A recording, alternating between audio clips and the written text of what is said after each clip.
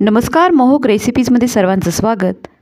आज आपण सर्वात सोपा व एकदम पौष्टिक असा कापसासारखा मऊ लुसलुशीत व अप्रतिम चवीचा रवा केक करणार आहोत। त्या अगोदर अजूनही आपण आपल्या चॅनलला सबस्क्राईब केलेलं नसेल तर सबस्क्राईब करायला अजिबात विसरू नका। रवा केक करण्यासाठी सर्वात प्रथम आपल्याला 1 वाटी रवा लागणार आहे। कुठल्याही एखाद्या वाटीच्या मापाने हे मेजरमेंट घेणे गरजेचे असते। तर इथे 1 वाटी रव्यासाठी अर्धी वाटी साखर इथे घेतलेली आहे। ही साखर या भांड्यामध्ये घालून घेऊया। तसेच 1 वाटी कोमट दूध घेतलेलं आहे। हे सर्व दूध यामध्ये न वापरता पाऊण वाटी दूध यामध्ये मी घातलेलं आहे। इथे मी बारीक रवा वापरलेला आहे। तुमच्याकडे जो रवा अवेलेबल असेल तो तुम्ही रवा केक करण्यासाठी वापरू शकता। तसेच तुम्ही तुमच्या आवडीनुसार साखरही कमी जास्त प्रमाणामध्ये वापरू शकता। दूध घातल्यानंतर सर्व पदार्थ चांगले एकजीव करून घ्यायचे आहेत व यावरती झाकण ठेवून 15 ते 20 मिनिटांसाठी रवा भिजत ठेवायचा आहे। रवा व साखर भिजत आहे तोपर्यंत केकसाठी लागणाऱ्या काही पदार्थांची इकडे तयारी करूया। त्यासाठी इथे एका वाटीमध्ये टूटी फ्रूटी व थोडेसे चेरीचे काप घेतलेले आहेत। यामध्ये अर्धा चमचा गव्हाचं पीठ घालून हे सर्व चांगलं मिक्स करून घेऊया।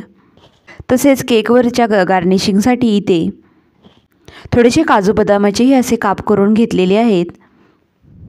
तसेच ज्या भांड्यामध्ये आपण केक बेक करणार आहोत त्या भांड्याला इथे बटर पेपर लावून घेतलेला आहे। तसेच त्यावरती ब्रशच्या सहाय्याने थोडंसं तेलही लावून घेतलेलं आहे। 20 मिनिटांनंतर इथे रवा चांगला भिजलेला आहे।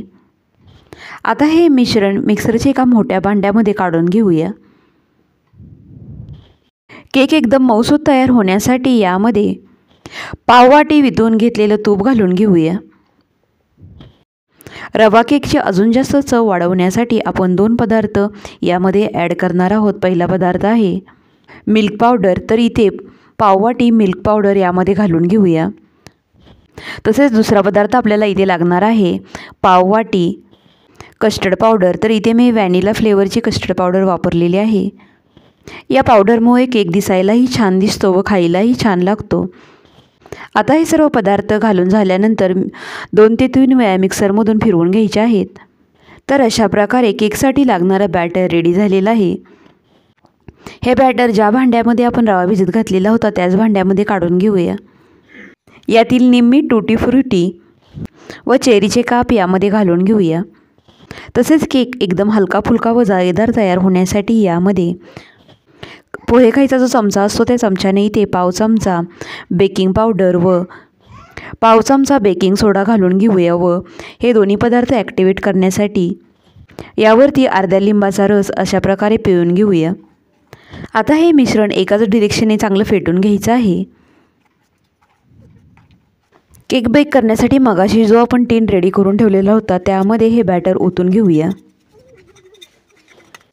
बॅटर ओतून झाल्यानंतर हा टीन चांगला 2 ते 3 वेळा अशा प्रकारे टॅप करून घ्यायचा आहे। नंतर यावरती काजू बदामाचे काप चेरीचे व टूटी फ्रूटीचे कापही गार्निशिंगसाठी घालून घेऊया। 10 मिनिटापूर्वीच ही कढई गरम करत ठेवलेली होती त्यामध्ये एक जाळी ठेवून दिलेली आहे। त्या जाळीवरती हा टीन ठेवून यावरती झाकण ठेवून मध्यम आचेवरती 45 मिनिटांसाठी केक बेक होऊ देऊया। 45 मिनिटांनंतर केक कसा बेक झालेला आहे ते चेक करूया। तुम्ही जर हा केक मंद आचेवरती बेक करणार असाल तर तुम्हाला 45 मिनिटापेक्षा जास्तीचा वेळ लागू शकतो। केकमध्ये मध्यभागी ही सुरी घातल्यानंतर सुरी एकदम क्लीन निघालेली आहे। सुरीला अजिबातही केक चिकटलेला नाही, म्हणजे आपला केक चांगला शिजलेला आहे। आता हे केक पूर्णपणे थंड होऊ देण्यासाठी बाजूला ठेवून देऊया। केक पूर्णपणे थंड झाल्यानंतरच टीनमधून बाजूला काढून घ्यायचा आहे। त्यासाठी या केकच्या कडा अशा सेल करून घ्यायच्या आहेत। तर एकदम मस्त असा हा केक तयार झालेला आहे व त्याला कलरही खूप सुंदर आलेला आहे। केक कसा झाला आहे ते कट करून पाहूया। तर इथे एकदम जाळीदार असा हा केक बनलेला आहे।